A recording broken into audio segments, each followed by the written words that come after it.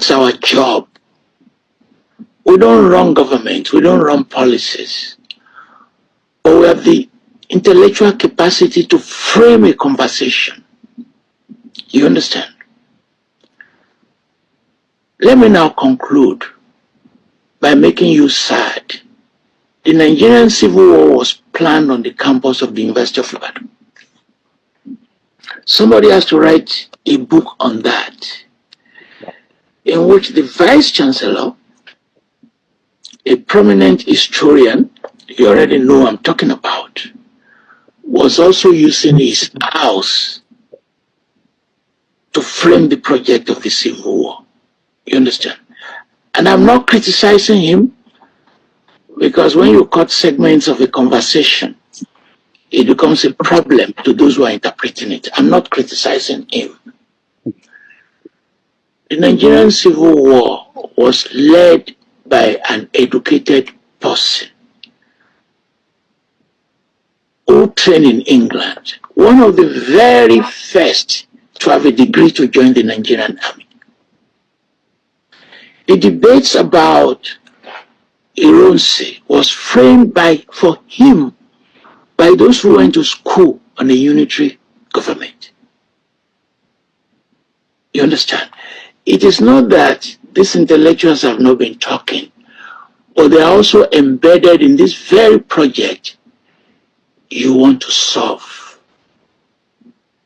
So in the final analysis, you see how interest governs politics. And as interest drives politics, the very fact that you have a PhD doesn't mean you will think the way you are talking about. It will amaze you to know, in case you are not aware of this knowledge, that every war has a plan, has a script written how it will go. Today, American Senate are asking President Donald Trump, what is the plan for the Iran war? Because it is by the planning that they will make budget, how many planes, how many bombs, how many full soldiers. So war are written, scripts, planned and executed. So what we are hearing from this Yoruba man that is revealing is not a news. When we tell you that there was a plan written on how they will execute the Biafran war, it will shock you to believe. Exactly. Then somebody will be asking, why would they sit down and plan to start a war against the people? Yes, people do what they do based on selfish, greed, and whatever you want to call it. It is called interest in politics. They say every politician has an interest. War is being negotiated or fought based on interest. It might be because of power, or because of resources, because of money. Some people started a war because they want to sell weapons. Some people started a war because they need a mineral resources. Some people started a war because they need a power. And this is what exactly happened in the Biafran war. Power, which the Fulani and Yorubas have enjoyed for the last 50 years since after the Civil War. Another thing that made them fight the war or made them plan the war is because of mineral resources. It will shock you to believe. And that is why we the Igbos in South today, person like me, is putting all effort to re-educate our people why we should join our Eastern brothers, our Igbo brothers in the Southeast, to fight against this injustice meted upon us in Nigeria. 90% of Nigerian mineral resources are gotten from the South. The Igbo regions of South most especially, because as of today, Okwane, an Igbo speaking area in Aniomas, has 9 oil wells. But none of the Okwane person own the oil well. I go lie for you. And so the Biafran war was planned by the Yorubas, joined with the Hausas, Until today, the plan is still ongoing. They have not liquidated. So somebody will come and tell me, say, we have fought the civil war. It's high time we move on. Even some people will tell me, why are you still making video? What is the point? This is the reason I'm making point. So that we'll begin to know, why are we suffering in the country we call our own? A rich country like Nigeria. Why is the gold in Zamfara belong to the government of Zamfara state, but the crude oil in Delta state belong to the federal government? It is unfortunate that the reason why you hate your South Eastern brothers is the reason why you are suffering today. Because these same people are the ones saying they want resource control. They want to leave this country. It's not paying us well. But you will buy into the narrative of those who deliberately sit down, plan, execute in order to punish you. And I will come down to even to our own self, how we are supporting those who are punishing us, who are oppressing us. The 1966 coup was done in 15 to preempt a coup that was supposed to happen on 17th. Go and verify. I go live for you.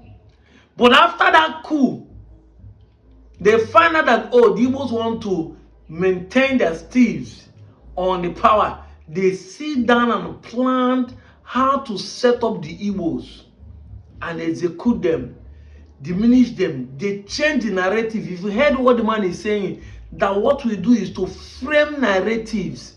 They frame the narratives. And we buy into it to today. That is why you hear some people saying, my name is Chukwu Emeka, but I'm not an Igbo man. I am from Delta, because somebody has painted this narrative over 50 years. The Bible says, faith cometh by hearing. What is faith? What you believe comes by hearing and hearing. 99.9, or if not 100%, or whatever you believe today is based on what you are hearing and hearing. Not because you have seen it. Nobody has seen Mami Water. I'm the one saying it. But 99.9, if not 120% people believe that Mami Water exists. Man-made does not exist. It has no power. It does not exist. The Almighty Creator cannot create a human being and create a fish. And you won't come and tell me it's the devil that created it. It's impossible. It's not possible. It is an illusion. It's an imaginary creature. Check your dictionary. Dictionary will tell that man-made is an imaginary creature. Sorry, I'm debating, but I want to use it to point to you why what I'm saying should matter to you. The dictionary tells us that man-made is an imaginary creation. Imaginary. People just imagine. It's just like Scorpion King. Exactly. The man who has a body but a scorpion tail. Yes, Scorpion King. What they use for tarot, the zodiac sign. All these things are imaginary creature. They don't exist.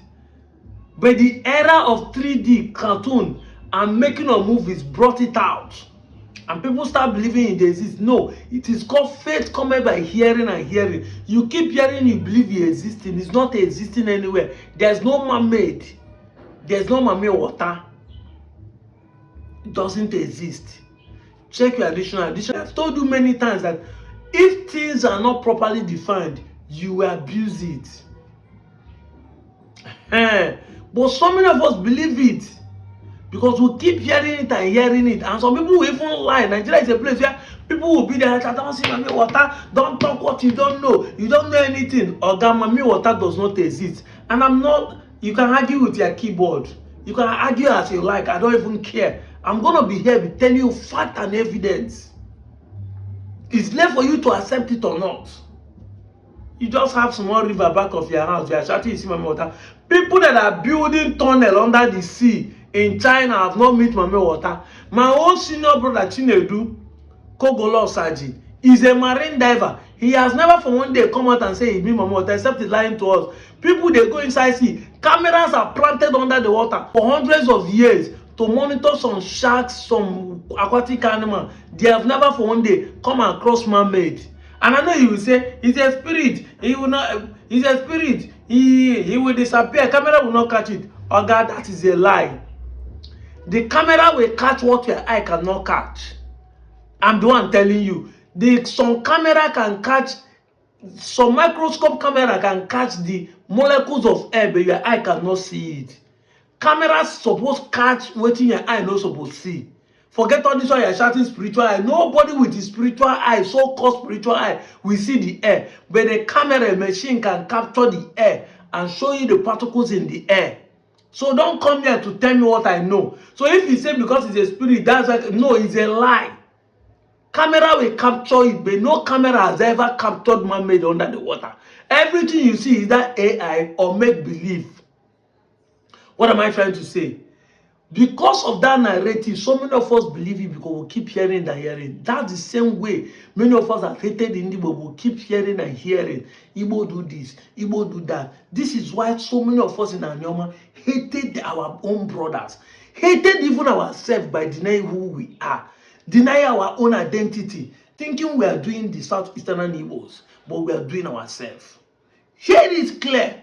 The war was fought, scripted, and directed by educated people just to gain power and our own mineral resources. Today, they are making us, bragging on top of us, go back to your village and develop your place. See how your place be. Lagos is the best place to live in Nigeria. See the way they're developing Abuja. But we, the real owners, are suffering.